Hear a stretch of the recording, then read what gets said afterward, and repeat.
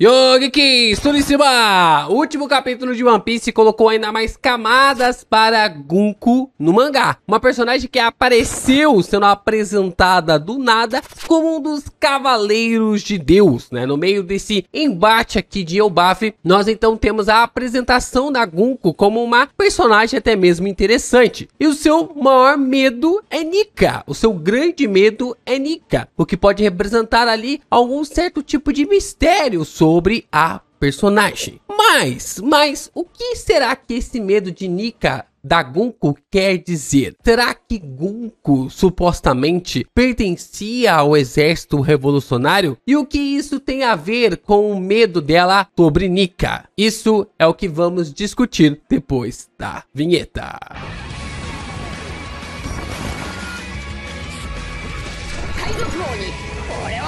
Vamos lá, essa é uma teoria muito interessante que eu encontrei no X/Twitter de um perfil aqui chamado Yunero. E ele traz aqui uma ideia de que a Gunko pertenceu ao exército revolucionário, que no passado, não tão distante assim, a Gunko também fez parte ali da liderança, né, do agrupamento do exército revolucionário até ser uma traidora, até realmente ser fomentada ali como uma grande traidora. Nós observamos então Yunero comentando o seguinte: teoria, Gunko, um ex-membro do exército revolucionário que foi corrompido e se juntou aos Cavaleiros Sagrados. Você já reparou que a maioria dos capitães do exército revolucionário usam um chapéu e óculos de proteção semelhante aos de Gunko? Achei interessante aqui essa parte, porque definitivamente eu não tinha me tocado nisso até ver essa comparação. É bem interessante ver como o Oda trabalha essa perspectiva relacionada ali aos óculos em One Piece. A gente já trouxe aqui uma teoria no canal de que o foco nos óculos sempre aponta um traidor.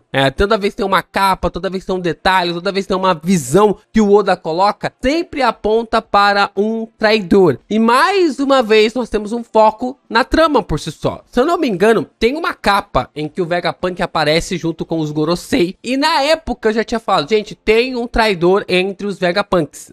Tá muito claro ali nessa parte que aparece o Vegapunk na frente dos Gorosei. Antes mesmo da gente saber a confirmação, eu não lembro agora qual que é o número do capítulo. Talvez eu coloque aí na edição. Mas antes de ter a revelação de que a York era a grande traidora, nós então tivemos essa capa com o Vegapunk com óculos, e eu já tinha falado, olha, óculos remete sempre à traição em One Piece. E nós então temos esse agrupamento, o exército revolucionário, e nós então temos essa ideia sobre já ter passado por esse processo de traição e que agora Gunko luta pelas forças opostas do exército revolucionário. Faria bastante sentido, visto o quanto o Dragon sabe sobre os Cavaleiros de Deus e por que ele estava esperando os Cavaleiros de Deus agirem para, quem sabe, o exército revolucionário finalmente declarar guerra contra o governo mundial. Nós seguimos aqui com a teoria, com um ponto bem interessante, de que a Yunero diz o seguinte: Gunko enfatizou o quão especial é ser convidada para os Cavaleiros Sagrados. Isso aqui é um ponto bem interessante, porque ela começa a tentar convencer o Loki de que era uma boa ideia ele se tornar um Cavaleiro de Deus ou Cavaleiro Sagrado, definitivamente pelo simples fato do convite, e que isso era algo extremamente especial. Era uma estatura em que um ser comum, que uma pessoa comum poderia receber de mais especial neste universo de One Piece. E aí ela diz o seguinte, ela chamou isso de milagre. É o quanto isso significa para ela. Talvez ela ansiasse por tal oferta e é por isso que ela vê desta forma. E talvez ela esteja falando por experiência própria de quando foi recrutada. A gente vai falar sobre isso depois, né? Sobre essa maneira dela ter sido recrutada. Mas não tem como negar que a Gunko é a Cavaleira de Deus que apareceu até agora, que parece ser mais devota ao agrupamento. Do porquê que acredita de uma forma realmente muito precisa de que esse cargo, esse lugar, este momento, esse posto é algo em que ela deve se agarrar pra caramba. É algo que ela deve se agarrar e deve continuar seguindo ali para prosseguir com as ideias e também ali com essa visão sobre os Cavaleiros de Deus. E é bem interessante ver ela tentando convencer o Loki a aceitar a proposta ali do Shamrock, o que reforça a ideia de que ela pode ter sido a pessoa escolhida para ascender ao posto de Cavaleiro de Deus. A Gunko, ou qualquer ali pertencente, né, qualquer membro do exército revolucionário, passaram por um inferno através do governo mundial. Mas, ao receber o convite, ao ir para o outro lado, ao receber o convite de que você iria viver uma vida maravilhosa, é a mesma coisa do que a gente acompanha lá com aquele personagem de Matrix, né, que trabalhava ali para a rebelião, trabalhava ali para o agrupamento do Morpheus, só que quando volta, né, quando ele acaba ficando ali do lado das máquinas, a gente pode perceber que ele fala, cara, eu não tô nem aí se isso aqui é uma ilusão ou não, é o que meu cérebro sente. Então a Gunko, ela sabe, ou provavelmente ela entende o posto em que ela está, o ponto em que ela fica, mas ela quer ficar melhor, ela quer uma vida melhor para ela, por mais que ela estivesse lutando para um mundo melhor para ela, como o Heavis, ela também entende que ela pode viver uma vida melhor ao lado do governo mundial. E aqui vem o grande plot twist sobre a apresentação da Gunko. Aqui a Yunero diz o seguinte: além disso, a introdução do nome de Gunko foi a única sem o santo, diferente dos outros Cavaleiros de Deus. Até Shamrock tem o título de World Noble, ou seja ali, né, de uma pessoa da nobreza mundial. E é confirmado como filho de St. Garlin, o que significa que ele é de uma família do topo celestial ali dos Tenryubitos. Gunko, portanto, é altamente provável que seja uma plebeia, né? Que ela seja realmente ali uma plebeia. O que nós temos então? God's Knight Gunko. Temos ali God's Knight House Sherpa Santi Summers. Nós então temos God's Knight House Limosif Santi Killingan, ou na verdade, né, Killingan, que seria ali o nome da pronúncia mais correta, e Captain of God's Knight Road Noble, Fingerland Shamrock, Son of Elder Fingerland Garlin. Então nós temos aqui essa forma, essa maneira de confirmar quase de que a Gunko era uma plebeia, que ela ascendeu um posto através do convite. Então aqui encaixa perfeitamente o porquê que ela está dizendo ali para o Loki que aceitar o convite, ou até mesmo receber o convite para se tornar um Cavaleiro de Deus, é o maior benefício, é a maior honra que um ser humano pode receber de acordo com a perspectiva dela. Então isso cria até mesmo ali uma camada, uma profundidade muito maior sobre os Cavaleiros de Deus e até mesmo os revolucionários. Você dá plots para os personagens mais secundários, né? Porque normalmente a gente quer saber mais coisas do Sabo e também ali do Dragon. E os demais personagens, qual que é ali a disputa, qual é a conexão com eles, o que pode aprimorar ainda mais para esses personagens ao longo do mangá. A Gunko pode ser essa resposta. E a resposta para esse vídeo também, para você engajar ele, é você deixar o seu like, se inscrever aqui no canal e compartilhar ele com seus amigos. É muito importante você continuar reagindo aos nossos conteúdos para que o YouTube divulgue ainda mais os nossos vídeos pela plataforma. E para você também fortalecer a tripulação, você também pode se tornar membro do canal do Geek Brasil. Gente, isso nos ajuda pra caramba. É um valor bem pequenininho do tamanho do Chopper, mas ajuda a gente de uma forma muito grande, como o Loki.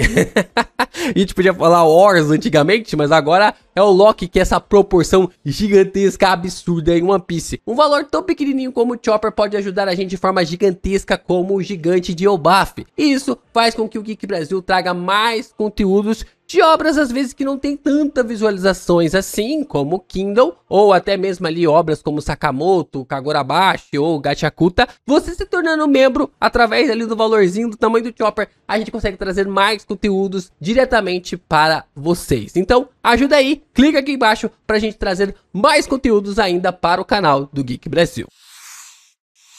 E o Nero então continua dizendo o seguinte, ó: além disso, ela é até agora a única Cavaleiro de Deus que fala arrogantemente e pensa muito bem de si mesma, diferente das outras que vimos que são mais relaxadas e até mesmo patetas. Talvez seja porque ela finalmente sente o gosto de ser divina, diferente de outros, né, que cresceram ali como nobres mundiais, o que faz total sentido, né? A Gunko, ela literalmente é a personagem mais séria até agora, até o Shamrock, né, parece ser alguém que tem ali uma característica um pouco mais amenizada. Ele brincou na batalha ali contra o Loki, né? Não foi uma batalha, né? Foi, não dá nem pra chamar de batalha isso daí. Mas o que ele acabou fazendo ali foi só uma brincadeira. Só que a Gunko, ela leva, por exemplo, se o Shamrock falar pula da ponte, a Gunko pula, né? De frente ali do Sommers ou também do Killingham. Mas a questão é que a maneira como ela fala com o Shamrock mostra até mesmo ali um tom mais respeitoso. Enquanto o Sommers e também o Killingham falam de uma forma muito mais... É o comandante, né? É o comandante deles, mas eles falam de uma forma mais descuidada, né? Um jeito ali mais tranquilão. O que acaba sendo algo que chama a atenção, né? A forma como ela acaba se comunicando, dizendo ali com os demais personagens. O que reforça o ponto de que ela realmente possa ser uma traidora ali do exército revolucionário. Então, a Yunero, ela também comenta algo sobre o Dragon, né? Sobre essas partes interessantes, ó. Isso sugere que Dragon estava familiarizado com os Cavaleiros de Deus, porque um de seus membros foi corrompido e se juntou a ele. O que eu falei pra vocês, né? Sobre o Dragon, ele ter ali essa concepção muito maior sobre os Cavaleiros de Deus, sobre ele ter tomado cuidado durante todo esse tempo, porque que o Dragon...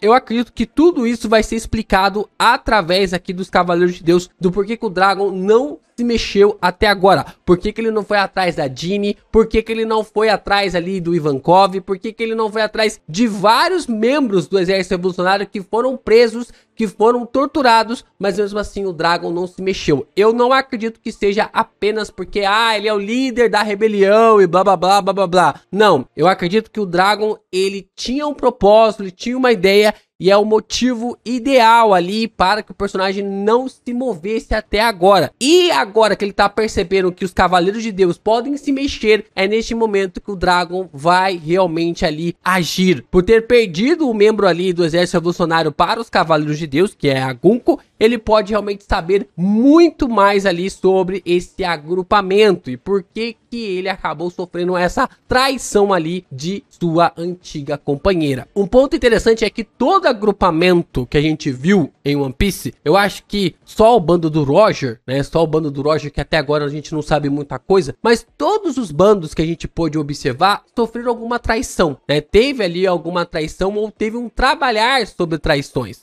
Teve ali a aliança do Kid, teve algo assim relacionado ao bando do Lau, né, sobre o suposto ponto que o Lau havia traído, mas no final não havia traído nada. Tem a Nami nos Mugiwaras, todo o plot, o Oda trabalha ali, né, todo o núcleo, na verdade, o Oda trabalha um plot de um traidor, e eu não acharia diferente isso acontecendo no Heavies também, né, no exército revolucionário. Isso pode ser uma história de fundo interessante quando os Heavies se encontrarem e enfrentarem os Cavaleiros de Deus, especialmente, né, especificamente Gunko no futuro. Então temos a ideia aqui de que os Cavaleiros todos ali de Deus, quando forem confrontados ali contra os exércitos revolucionários, né, contra o exército revolucionário, isso pode fomentar ainda mais um confronto entre os demais, né, tanto ali os plots, alguns personagens que vão supostamente sobrar, eles podem ter realmente alguma ideia e um foco ali para o futuro do mangá, para o futuro da história por si só, né? Por si só. Deixa eu ver se tem mais alguma coisa. A gente tem